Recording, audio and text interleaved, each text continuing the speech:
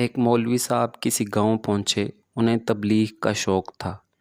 جمعے کا خطبہ پورے ایک ہفتے میں تیار کیا، لیکن قدرت کا کرنا ایسا ہوا کہ جمعہ کے دن صرف ایک نمازی مسجد میں آیا۔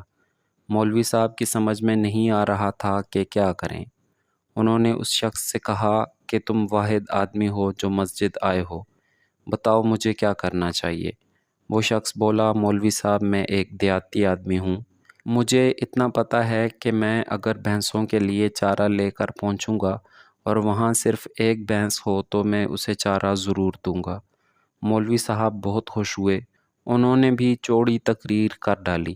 اس کے بعد انہوں نے دیہاتی سے پوچھا کہ بتاؤ خطبہ کیسا تھا۔